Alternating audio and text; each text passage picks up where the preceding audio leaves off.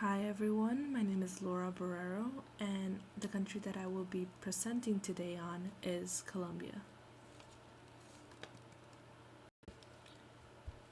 Before I dive in and start discussing Colombia's economical, political, and geographical aspects, as well as its tourism, I would like to give a bit of a background on Colombia, talk about a few of its historical characters, and the people that are currently living there.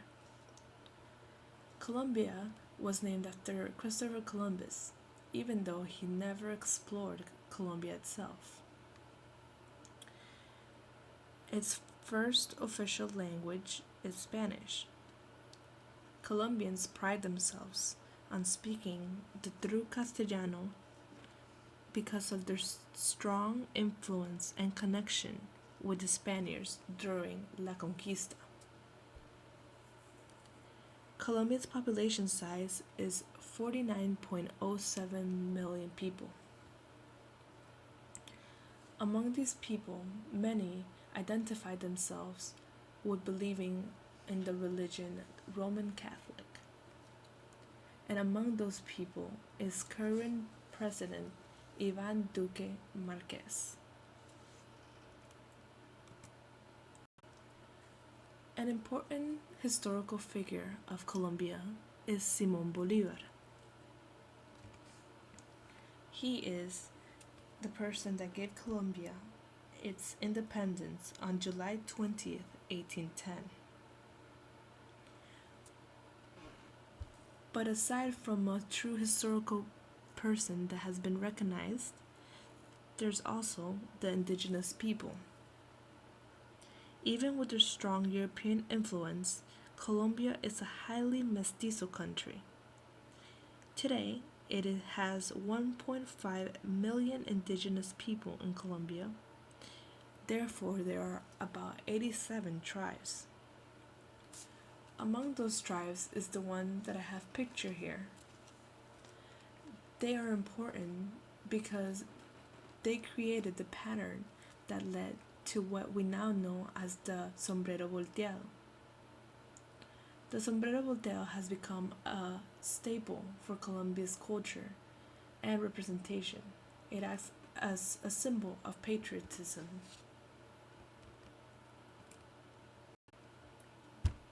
Now that we have a bit of a background on the country and we know some of its characteristics, let's look at its geographical aspects.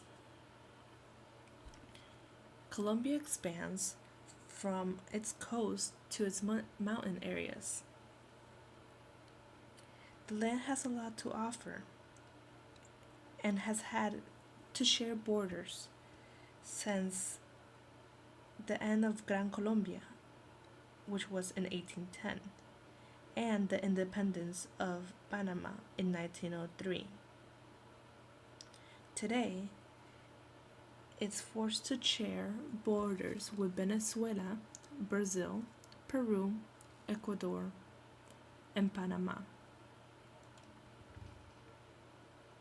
Colombia's location makes for a tropical equator temperature. This is good for harvesting and gaining of resources. Cartagena and Barranquilla are Colombia's largest coastal ports and are connected to the Magdalena River. During the old times, that allowed for a lot of trade. The purple area that's shaded in the map is the mountain areas. That is where the capital of Colombia is located, Bogota. There, most of Colombia's political and economic affairs happen.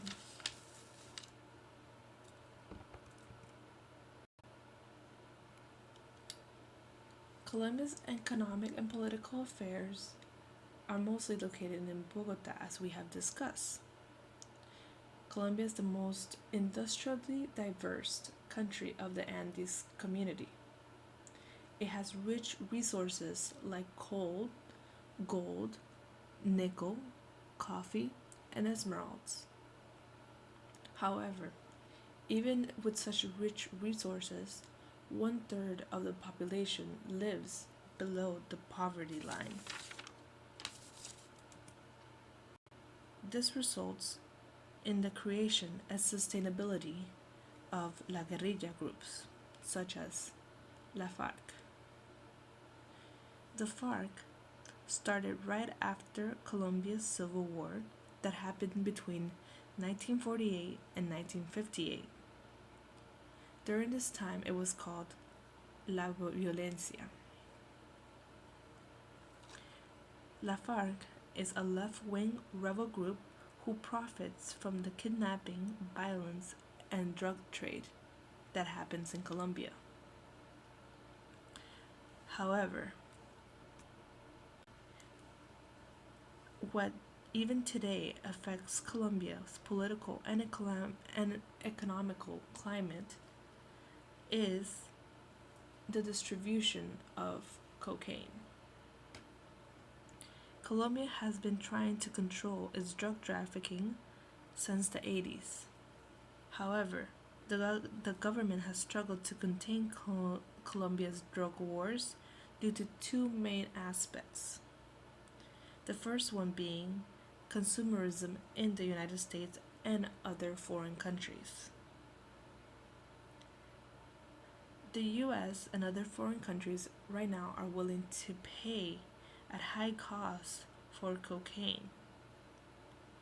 The second one being that Colombia's poverty line is too high. Cartels are taking this as an advantage and are creating job opportunities for farmers that cannot sustain through crop selling and are telling them to harvest coca, which is where cocaine comes from. By creating these jobs and implementing this trust in Colombia's farms, they are creating easy labor for them and therefore protection.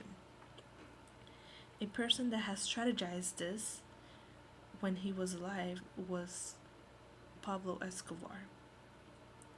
He became a man of the people and therefore was able to have a long reign until his capture and death in 1993.